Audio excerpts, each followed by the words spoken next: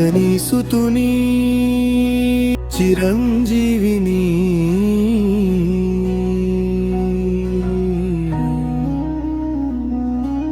కీర్తింపమనం ఎంతడన్యులమో గదా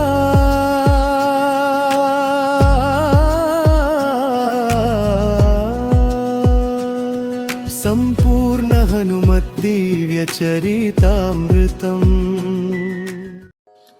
ఓం శ్రీ గణేశాయ నమః. శ్రీమాత్రే నమః. శివాయ గురవే నమః. శ్రీకృష్ణ పరబ్రహ్మణే నమః. శ్రీరామాయ నమః. శ్రీ గురుభ్యో నమః.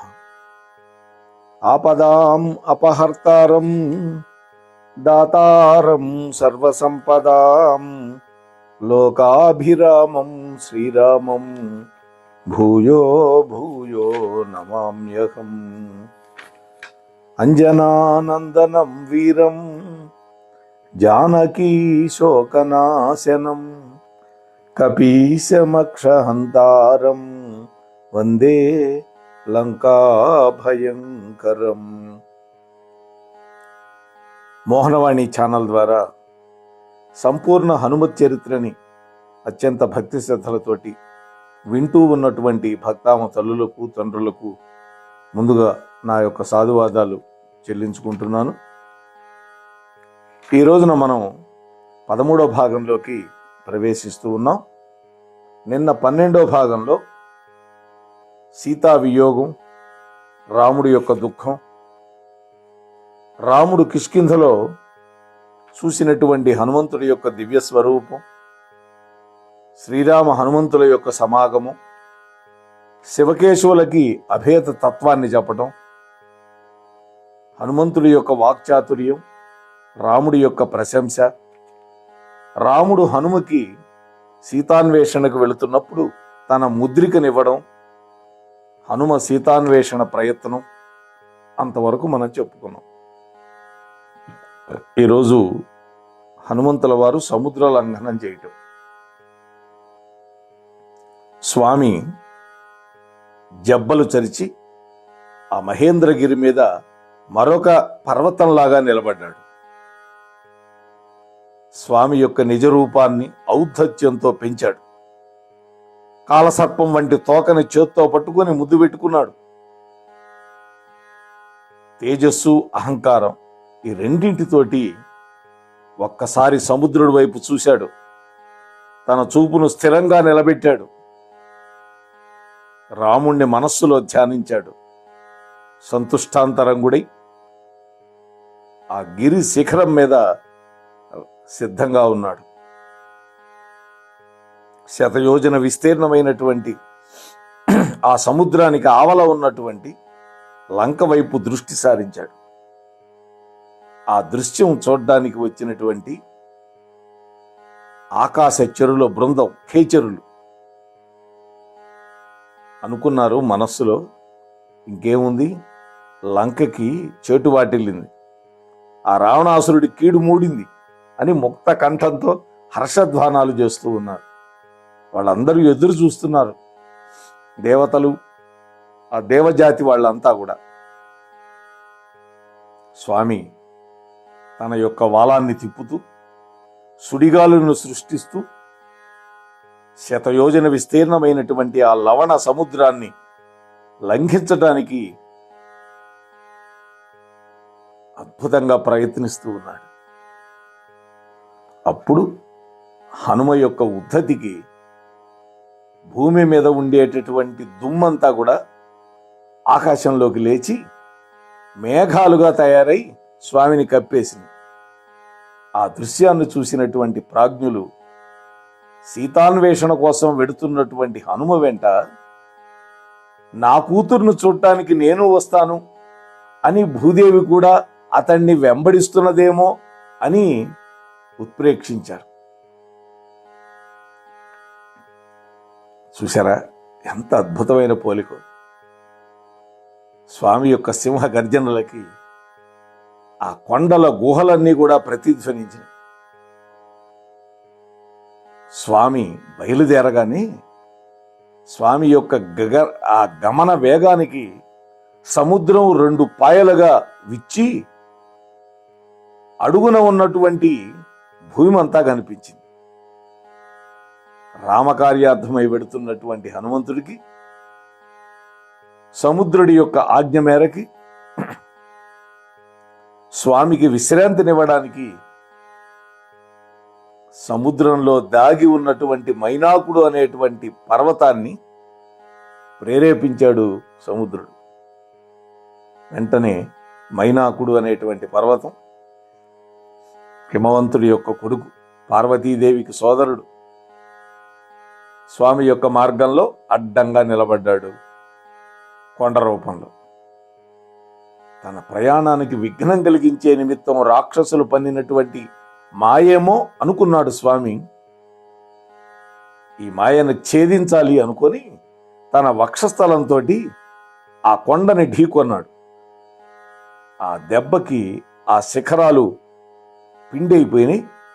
పర్వతం కాస్త మళ్ళీ సముద్రంలో పడిపోయింది. అప్పుడు మైనాకుడు నిలదొక్కుని మానుష రూపాన్ని ధరించి, ఓ కపిశ్రేష్ఠ, సర్వలోక హితాన్ని కోరి వెడుతున్నటువంటి నీకు అపకారం తలపెట్టడానికి నేను అడ్డు నిలవలేదు.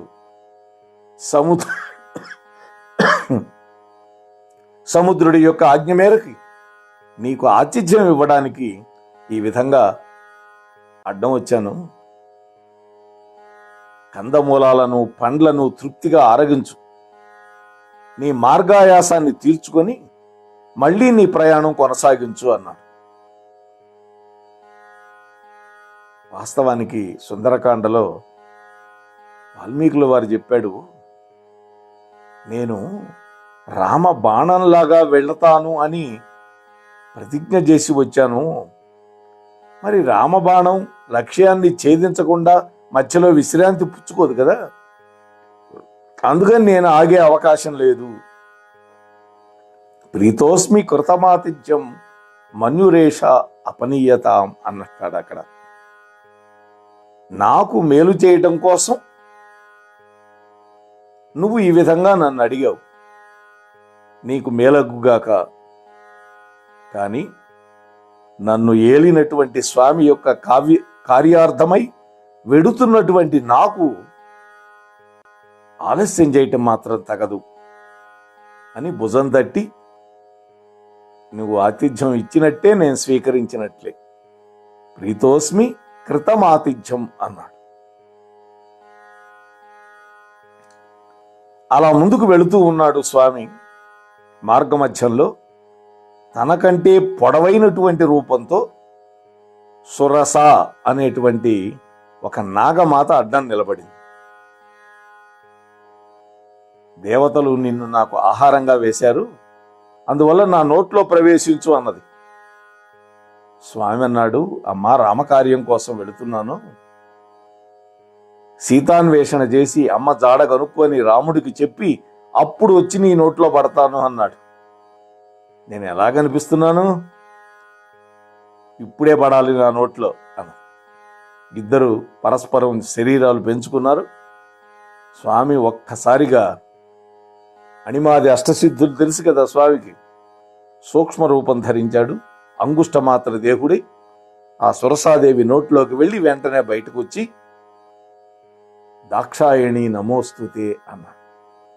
దక్ష ప్రజాపతి యొక్క పుత్రిక, కశ్యప ప్రజాపతి యొక్క భార్య. అప్పుడు ఆమె దీవించింది. అక్కడి నుంచి గరుత్మంతుడి యొక్క వేగంతో లక్ష్యం వైపు సాగిపోతూ ఉన్నాడు. శతయోజన విస్తీర్ణమైనటువంటి ఆ సముద్రం దాటానికి ఇంకెంతో దూరం లేదు. కానీ ఇంతలో స్వామి యొక్క నీడను బట్టి తనను కిందకు లాగుతున్నట్టు అనిపించింది. సుగ్రీవుడు చెప్పిన మాట గుర్తొచ్చింది. దక్షిణ సముద్రంలో సింహిక అనేటువంటి రాక్షసి ఉన్నది. దానిని ఛాయాగ్రాహి అంటారు. నీడను బట్టి లాగుతుంది. పైన ఎగిరే పక్షులు కానీ ఏవైనా నోట్లో వేసేసుకుంటుంది. స్వామి వెంటనే తన దేహాన్ని పెంచాడు. అది నోరు పెంచింది ఆ సింహిక. స్వామి మళ్ళీ ఒక్కసారిగా అంగుష్టమాత్ర దేవుడై దాని గర్భంలోకి వెళ్ళి తన వాడి అయిన గోళ్లతోటి దాని పొట్ట చీల్చి బయటకు వచ్చాడు, చంపేసి. ఇందాక సురసదేవి దగ్గర అది పరీక్ష అని తెలుసు, ఇక్కడ అవరోధం అని తెలుసు. అదే బుద్ధిమతాం వరిష్టత్వం స్వామిది. సరే, ఆ యొక్క అవరోధాన్ని కూడా దాటి శతయోజన విస్తీర్ణమైనటువంటి సముద్రాన్ని దాటి అవతల ఒడ్డుకు చేరుకున్నాడు. దిక్కులను పరిశీలించాడు. రకరకాల వృక్షాలతో కూడినటువంటి లంకా నగరాన్ని అక్కడ నుంచే చూశాడు.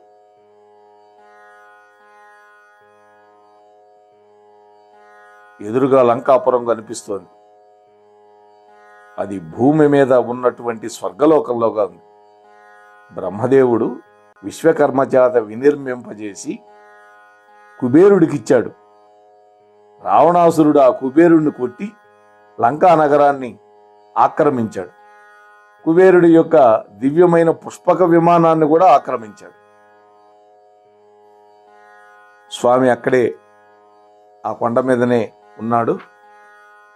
ఇంతలోకే సూర్యాస్తమయమైంది. ఓ సీత, ఆ పైన లంకాపురి అంతా శోధించటం, అశోకవనంలో నిన్ను దర్శించటం, ఆ పైన ఆ మహాత్ముడు చూపినటువంటి ప్రతాపం అంతా నీకు తెలిసిందే కదా అని చెప్పి ఊరుకున్నాడు రాముడు. సకల సద్గుణ వరిష్ఠుడైనటువంటి వశిష్ఠ మహర్షిని చూచి శతానందుడు ప్రశ్నించాడు. మునీంద్ర, పరమ కరుణారస పావని అయినటువంటి హనుమంతుడు లంకా నగరాన్ని శోధించడం, సీతాదేవిని దర్శించడం, లంకను దహించడం, ఇటువంటి వృత్తాంతాన్ని నాకు సవిస్తరంగా తెలియజేయండి అని ప్రార్థించాడు. అప్పుడు వశిష్ఠుల వారు చెబుతూ ఉన్నాడు. వశిష్ఠుల వారు శతానందుడికి చెప్పాడు అని రాముడు సీతాదేవికి చెబుతున్నాడు. యథాశక్తి నేను మీతో చెబుతున్నా. సాటి లేనటువంటి సాహస విలాసాలు ఉన్నటువంటి హనుమంతుడు ఆ విధంగా లంకను సమీపించి అక్కడ భటుల యొక్క కలకలం తగ్గేదాకా వేచి ఉన్నాడు. క్రమంగా లంకలో కోలాహల ధ్వనులు తగ్గినాయి. కోటకి అవతల ఉన్నటువంటి వాళ్ళు గురకలు పెడుతూ ఉన్నారు.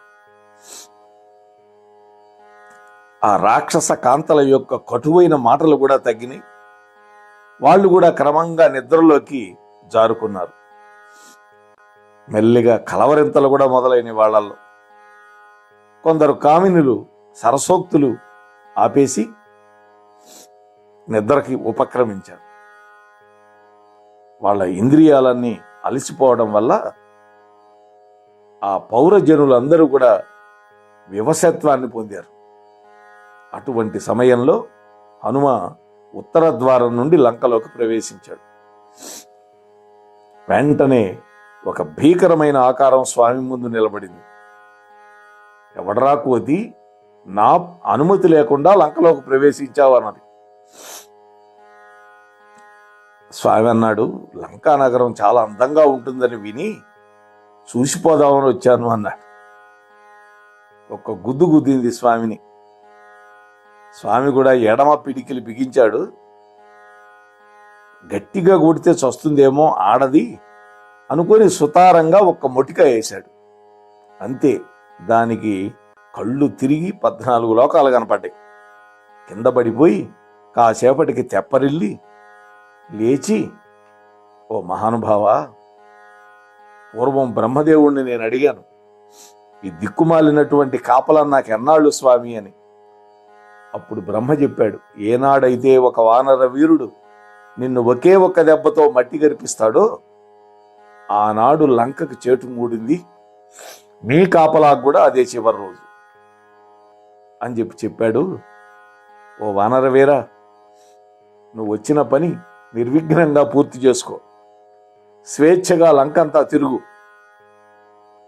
వెతుక్కో అన్నది. స్వామి లంకంతా వెతికాడు. రావణాసురుడి యొక్క శయన మందిర పరిసర భవనాలన్నీ శోధించాడు. కుంభకర్ణుడు, అలాగే రావణాసురుడు కొడుకు మేఘనాథుడు వీళ్ళ ఇళ్ళన్నీ ఎతికాడు. ఎంత వెతికినా సీతామాత యొక్క దర్శనం మాత్రం కాల. అప్పుడు మనస్సులో అనుకున్నాడు స్వామి,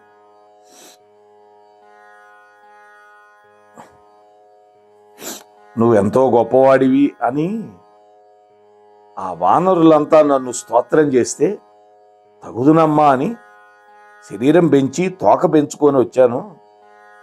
పైగా శుభవార్త తెస్తానని మాట కూడా ఇచ్చి భీషణమైన ప్రతిజ్ఞ కూడా చేశాను. అయ్యయ్యో, ఇంత వెతికినా కూడా నాకు సీతమ్మ జాడ తెలియలేదే. ఇటువంటి వార్తని నా రాముడికి ఏ విధంగా నేను చెప్పగలుగుతాను అని బాధపడటం మొదలుపెట్టాడు. ఆ విధంగా కొద్ది క్షణాల పాటు నిరుత్సాహపడ్డాడు. అంతలోనే పౌరుషం తెచ్చుకున్నాడు. ఉగ్రత్వం వచ్చేసింది. ఏమిటి, ఇంత నిర్వేదమా నాకు? ఈ పర్వతాన్ని మింగేయనా?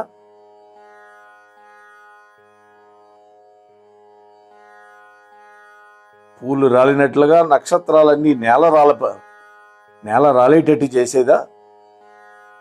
భూమిని మోస్తున్నటువంటి అష్టదిగ్గజాలని ఒకచోటకు చేర్చి కట్టిపడేయాలా? ఇంత చేస్తే గాని బ్రహ్మ, రుద్ర, ఇంద్రాది దేవతలు వచ్చి సీతాసాధ్వి ఉన్నటువంటి చోటు చూపించరు కాబోలు అని కోపంతో ఒక ఎత్తైన భవనాన్ని అధిరోహించి అక్కడ నుండి చూశాడు.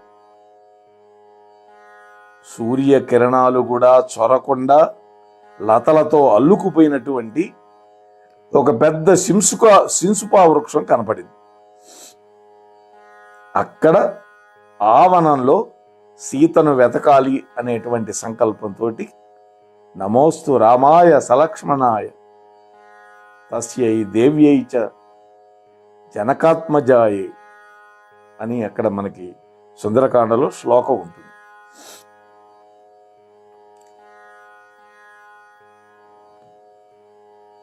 కదిలాడు స్వామి. ఆ సమయంలో శుభసూచకంగా ఆ భవనం యొక్క అగ్రం మీద కొన్ని గంటలు మోగినాయి. అది శుభసూచకం అనుకున్నాడు స్వామి.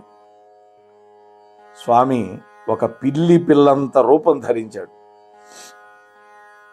అలా లోపలికి వెళ్ళి అమ్మవారు కూర్చున్నటువంటి శింసుపా వృక్షం యొక్క కొమ్మల్లో దాక్కొని కూర్చున్నాడు. అక్కడ కొంతమంది రాక్షస స్త్రీలు కనపడ్డారు అమ్మవారి చుట్టూత. ఆ రాక్షస స్త్రీల మధ్య దుమ్ము ధూళి కొట్టుకొని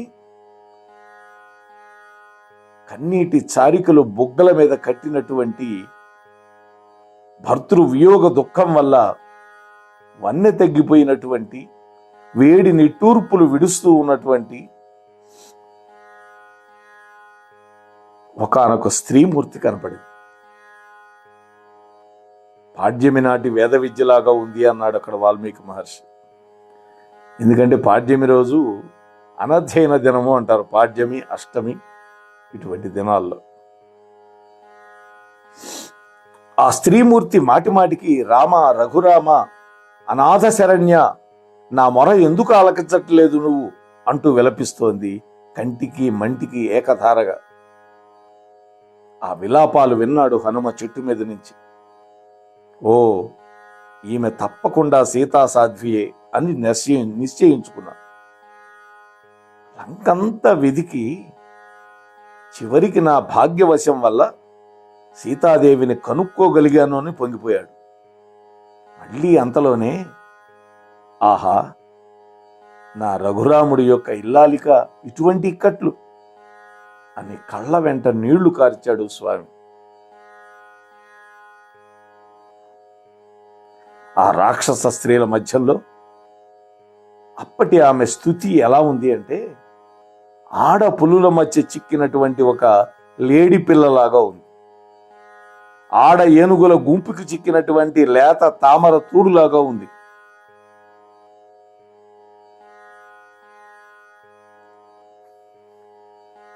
అని అద్భుతమైన పోలికలు వాడారు ఇక్కడ. ఈ సాధ్వీమణిని నేను ఏ విధంగా పలకరించాలి అని మదన పడుతూ ఉన్నాడు హనుమ. అంతలో రావణాసురుడు కస్తూరి, చందన, కుంకుమాది పరిమళ ద్రవ్యాదులను పూసుకొని రత్నభూషణాదులను బాగా అలంకరించుకొని రాజసంతో వచ్చి సీతాసాధ్విని నానా దుర్భాషలాడటం విన్నాడు ఆంజనేయుడు చెట్టుపై నుంచి. అప్పుడే దిగి రావణాసురుడి యొక్క మదం అణక్కొడదామని మారుతి మనస్సులో అనుకున్నాడు. కానీ బుద్ధి బలాన్ని ఉపయోగించి కార్యం సాధించాలే కానీ ఇప్పుడు సాహసం చేయటం మంచిది కాదు అని వెనక్కి దగ్గాడు. సమయం కనిపెట్టాడు. రావణాసురుడు వెళ్ళిపోయాక చెట్టు దిగాడు. సంతోషంగా సీతాదేవి దగ్గరకు వచ్చి నమస్కరించి, తల్లి, రాముడి యొక్క బంటుని నేను, వాయుదేవుడి యొక్క వరప్రసాదం చేత అంజనాదేవికి ఉద్భవించినటువంటి వాడిని. నన్ను హనుమంతుడు అంటారు. మీ క్షేమాన్ని తెలుసుకురమ్మని నా స్వామి అయినటువంటి రాముడు పంపిస్తే వచ్చాను. నన్ను నమ్మండి. అమ్మా, ఇదిగో రామచంద్రమూర్తి యొక్క రామనామాంకితమైనటువంటి ఉంగరం అంటూ అరచేతిలో పెట్టుకున్నట్టు ఉంగరాన్ని పశ్యదేవి అంగుళీయకం అన్నాడు. వెంటనే ఆమె పైనుంచి టక్కని తీసుకుంది. మామూలుగా అయితే ఎవరైనా తీసుకునే వ్యక్తి చేయి కింద ఉంటుంది, ఇచ్చేవాళ్ళ చేయి పైన ఉంటుంది. సాక్షాత్తు కలుముల తల్లి ఆమె, లక్ష్మీదేవి కదా. అందువల్ల హనుమ తెలుసు కాబట్టి తన అరచేతిలో పట్టుకున్నాడు ఉంగరాన్ని. ఆ అరచేతిలో నుంచి పైనుంచి అమ్మ తీసుకుంది.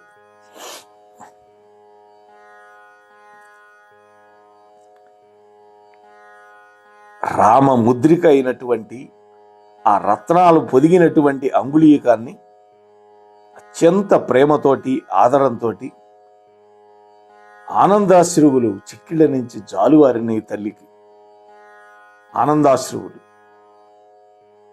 అంగుళీయకాన్ని అందుకున్నటువంటి మాత్రాన ఆమె యొక్క శరీరం మీద పులకాంకురాలు కనపడ్డాయి. శరీరం మీద వెంట్రుకలన్నీ నిక్కబొడుచుకున్నాయి. కళ్ళకద్దుకుంది. వెంటనే ఆమెలో ఒక కంపం మొదలైంది. గుండెల మీద చేర్చుకున్నది.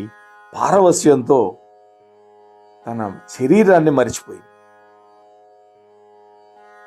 ఆనాడు రాముడి యొక్క సన్నిధిలో ఎంత ఆనందాన్ని పొందేదో అంతటి ఆనందాన్ని ఆ రామనామాంకితమైనటువంటి ఉంగరం యొక్క స్పర్శ వల్ల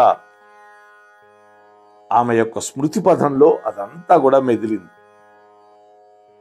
ఆ విధంగా తన రాముడు తన ప్రక్కనే ఉన్నట్లుగా ఆనందపడి తన ముందు ప్రాంజలిబద్ధుడై నిలబడి ఉన్నటువంటి అంజనాసుతుణ్ణి చూసి, నాయనా, నీ దయ వల్ల కదా రామభద్రుడి యొక్క ముద్రికా ప్రసన్నత నాకు చేకూరింది. ఇంతసేపు ఆ ప్రమోదంలో నిన్ను పట్టించుకోలేదు. లోకులకి ప్రాణమే కదా ముఖ్యమైన వస్తువు. అలాంటి ప్రాణాన్ని నిలబెట్టినటువంటి నీకు ఈ స్థితిలో ఎలాంటి ప్రత్యుపకారం చేయగలను? ఒక్క దీవెన తప్ప. స్వామికి కావలసిన దీవెనే. సంపదలు కావాలా? రఘువంశాన్ని రక్షించినటువంటి ఓ పావని, నీవు ఆకల్పాంతం వర్ధిల్లు అంది. చూసారా ఎంత ఆయుర్దాయం ఇచ్చిందో? అది విన్నటువంటి స్వామి, తల్లి, నేను రామ బంటుని. ఒక బంటుకి ఎందుకు ఈ ప్రశంసలు? మీరు గనక మీ శిరోమణిని గనక నాకు దయచేస్తే నేను తిరిగి వెళ్ళిపోతాను. మీ గుర్తుగా రాముడికి చూపిస్తాను అన్న. చూడామణి, శిరోమణి అంటే. అప్పుడు జానకీమాత, నాయనా, లోకంలో జనుల యొక్క ఆకారం వారి యొక్క ప్రజ్ఞను తెలియజేస్తుంది. ప్రస్తుతం నీ ఆకారం నీవు చూపించేటటువంటి ప్రజ్ఞకు తగినట్లుగా నాకు ఉన్నది అనిపించటం లేదు.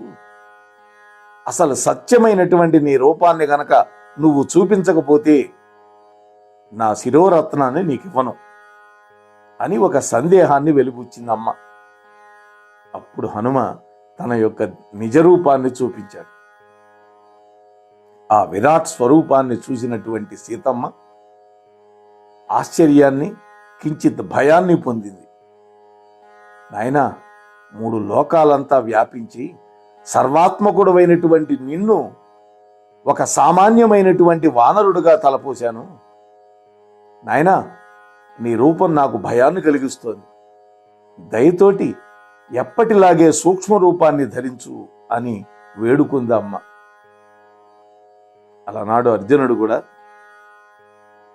భగవద్గీత 11వ అధ్యాయం విశ్వరూప సందర్శన యోగంలో స్వామి యొక్క దివ్య రూపం చూసి, స్వామి, నాకు దిక్కులు తెలియటం లేదు,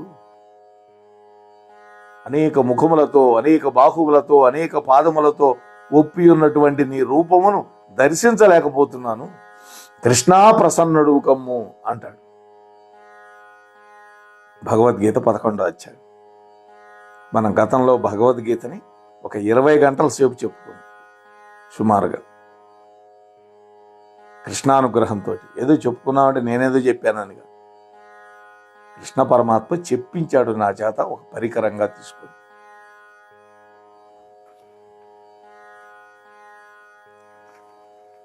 ఆ విధంగా అమ్మవారు వేడుకుంది. ఆ తరువాత స్వామి ప్రసన్న రూపాన్ని ధరించిన తర్వాత అమ్మవారు రామచంద్రమూర్తికి ఒక సందేశాన్ని ఇచ్చింది. మరి సీతామాత ఏమి సందేశం ఇచ్చింది అనే విషయం మనకు తెలియాలి అంటే మనం 23:30 గంటలు వేచి ఉండక తప్పదు. ఇప్పటి వరకు ఎవరైనా ఈ ఛానల్కి సబ్స్క్రైబ్ చెయ్యకపోతే వెంటనే సబ్స్క్రైబ్ చేయండి, ఆ బెల్ గుర్తు కూడా మోగించండి. అట్లాగే మీతో పాటు కనీసం 4-5 చేత సబ్స్క్రైబ్ చేయించండి. తొందరలోనే మనం 3000 సంఖ్య దాటిపోవాలి. అలాగే విన్న తర్వాత మీకు నచ్చితే లైక్ చేసి మీ కామెంట్ పెట్టండి, మీ బంధుమిత్రులకు కూడా షేర్ చేయండి. ఈ కథని ఇంతవరకు భక్తి శ్రద్ధలతో విన్నటువంటి మీకు, చెప్పినటువంటి నాకు, మోహనవాణి ఛానల్లో ప్రసారం చేసినటువంటి శ్రీ అక్కునూరి సీతారామమోహన్ రావు గారి యొక్క కుటుంబాన్ని, ఆ రామ భక్త హనుమంతుడు చల్లగా చూడాలి అని ప్రార్థన చేస్తూ ముగిస్తున్నాను. స్వస్తి సర్వేషాం. సంపూర్ణ హనుమద్దివ్య చరితామృతం వినండి, వినిపించండి, వింటూనే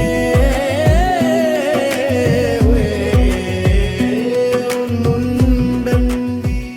మన మోహనవాణి కార్యక్రమాలు మీకు నచ్చినట్లయితే వెంటనే ఒక లైక్ చేయండి, అలాగే కామెంట్ చేయండి, ఎక్కువ మందికి షేర్ చేయండి. సబ్స్క్రైబ్ చేసుకోకపోతే వెంటనే మన ఛానల్కి ఇప్పుడే సబ్స్క్రైబ్ చేసుకోండి. ధన్యవాదాలు.